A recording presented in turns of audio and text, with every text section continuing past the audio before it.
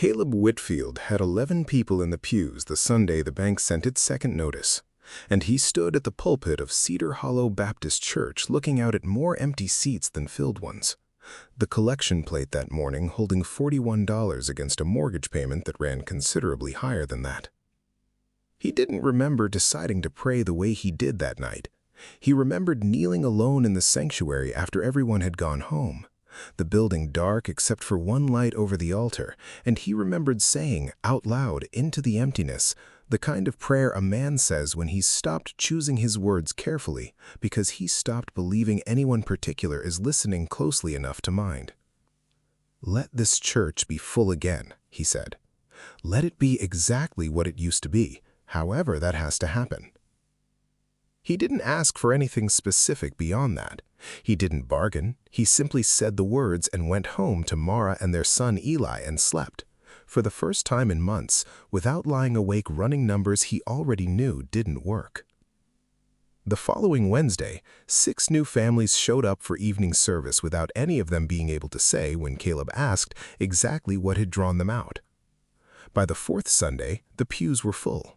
By the 8th, Cedar Hollow was running 2 services instead of 1, and the mortgage that had been threatening to close the church for 18 months got paid off entirely in full, 3 weeks after a stranger from 2 counties over walked in unannounced, and at the end of the service, without explanation, handed Caleb a check that matched the exact remaining balance down to the dollar.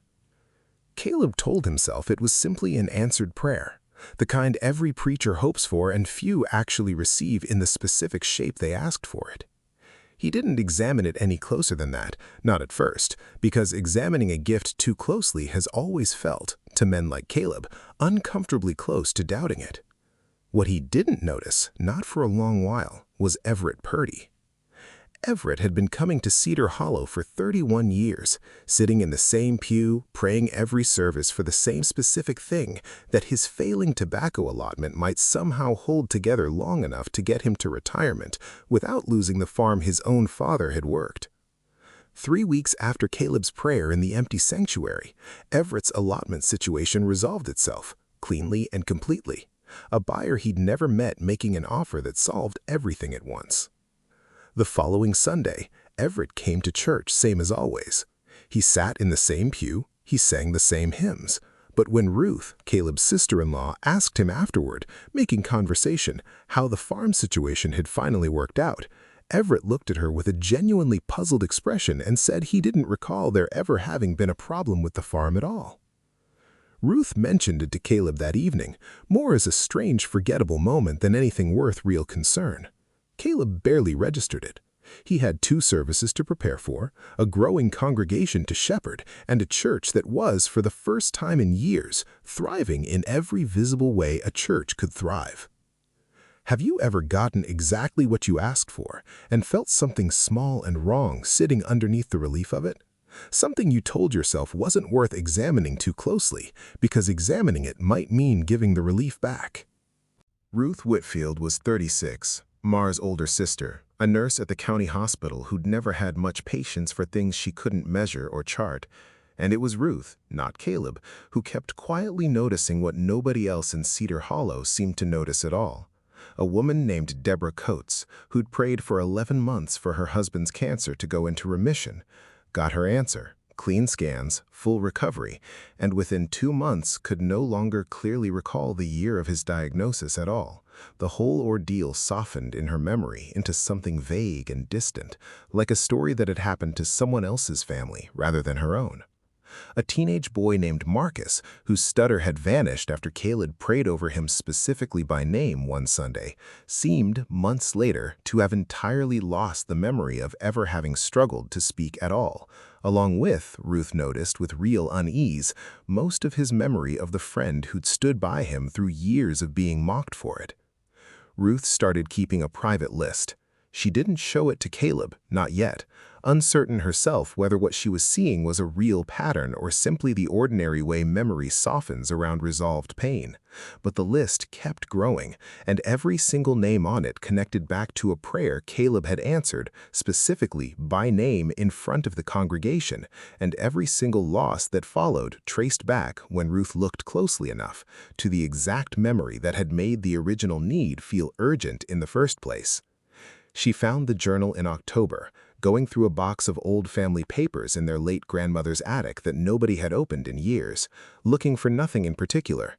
It belonged to Silas Whitfield, Caleb's grandfather, who had pastored a small church in the same county decades earlier, a man the family spoke of rarely and only vaguely, a preacher who had, according to the little anyone ever said about him, simply walked away from the pulpit one year and never explained why, moving 3 states away and refusing, for the rest of his life, to set foot inside a church again. The journal's later entries were sparse, and several pages had been torn out entirely, but one passage, dated the same autumn Silas left, stopped Ruth cold. "I asked for the church to be saved, and it was saved every time exactly as I asked it.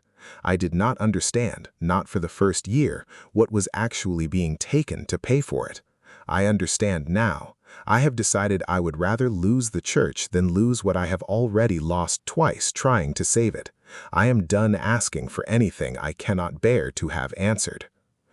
Ruth brought the journal to Mara first, not to Caleb, sitting at her sister's kitchen table late one evening while Caleb was at a deacons meeting discussing plans for a building expansion the church could, now, thanks to its swelling membership, actually afford. "I think Caleb's prayers are costing people something. I think they're costing people the exact memory that made the prayer matter in the first place. And I think Grandpa Silas figured that out a long time before either of us did." Mara read the passage twice. She didn't say much. She was, at that point, still able to remember with complete and specific clarity the exact night 11 years earlier when she'd first heard Caleb preach at a revival 2 towns over, a rainy Tuesday evening, the particular way his voice had cracked partway through a sermon he clearly hadn't fully prepared, the moment she'd turned to her own sister sitting beside her in the pew and known, with a certainty she'd never once doubted since, that she was going to marry that man. It's worth understanding at this point exactly what Silas Whitfield's journal was actually describing, because the mechanism itself never changed once it had been set in motion, not for him, and not, though neither Ruth nor Mara yet fully grasped it, for Caleb either. A prayer answered this specifically, this literally, was never simply a gift arriving from nowhere. It was an exchange, precise and proportional. The scale of what was given always matched exactly to the scale of what was quietly taken in return. And what was taken was never random. It was always the specific memory tied most directly to why the prayer had mattered enough to be asked in the first place. The grief, the fear, the years of struggle, the whole human context that had made an ordinary hope into something worth kneeling over. Once that exchange began, it did not reverse itself, and it did not make exceptions for the person doing the asking, only for the person who asked to understand clearly enough and soon enough to stop asking before the cost outgrew what they could survive losing. Ruth tried to bring it to Caleb directly the following week, laying the journal open on his desk in the small church office. But Caleb, standing in a room now crowded with new hymnals and a fresh coat of paint the growing congregation's tithes had paid for, found it difficult to hear what she was actually telling him. "Everett's farm is fine. Deborah's husband is alive.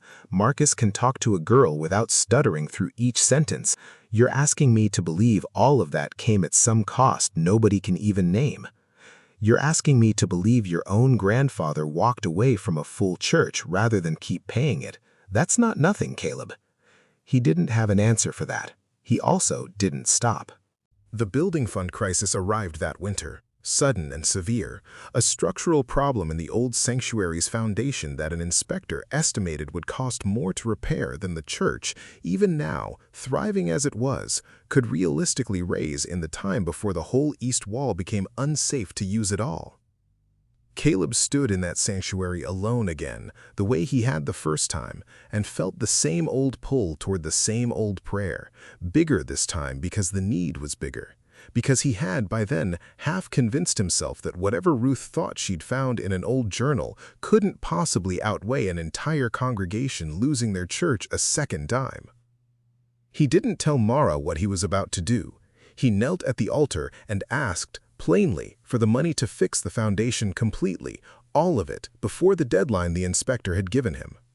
The check arrived 4 days later, anonymous, delivered by courier, covering the full repair costs down to the dollar, the same way the mortgage payment had years earlier, and Caleb felt, kneeling in thanks that same evening, a relief so complete it briefly silenced every doubt Ruth had spent months trying to plant in him. He noticed it 3 weeks later, on an ordinary Tuesday evening, when Mara mentioned, almost in passing while they were doing dishes, that she couldn't quite remember anymore how they'd actually met. "The revival," Caleb said. "2 towns over. You told me once you knew right away." Mara frowned, genuinely trying, the particular effort of someone reaching for something that should have been there and finding only a smooth, undisturbed gap where it used to sit. "I remember we met at church," she said slowly. "I don't remember it feeling like anything in particular. Did I really tell you that? It doesn't sound like something I'd say."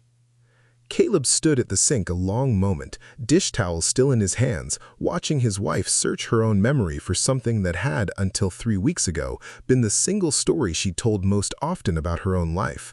The story she'd told their son at least a dozen times, the rainy Tuesday, the cracked voice, the certainty. It wasn't gone from him. He remembered every detail of it perfectly. It was gone only from her, quietly, completely, replaced by nothing more dramatic than a mild, faintly puzzled shrug, as though he'd asked her to recall something that had simply never been important enough to hold on to in the first place. He understood, standing there, exactly what his grandfather's journal had been trying to tell him, and exactly how long ago it had already been too late to stop it. He never told Mara what had actually happened to that memory. He didn't know, honestly, whether telling her would mean anything at all to a woman who could no longer feel the shape of what was missing. The church kept growing. The foundation held. Sunday mornings at Cedar Hollow filled 2 full services now, every pew taken, the building fund secure for another generation. Caleb still prays, most nights, but never again by name, never again specific. Careful now in a way his grandfather would have recognized, asking only for the ordinary, unremarkable kind of help that costs nothing precise enough to be taken back from anyone. He still catches Mara sometimes, on quiet evenings, trying to remember something she can tell has slipped, turning the gap over the way a tongue returns to a missing tooth, never quite finding what used to be there. He has never told her he knows exactly what it cost. If a prayer of yours was ever answered exactly the way you asked it, tell us in the comments what you'd never let yourself forget, no matter what it cost to keep it.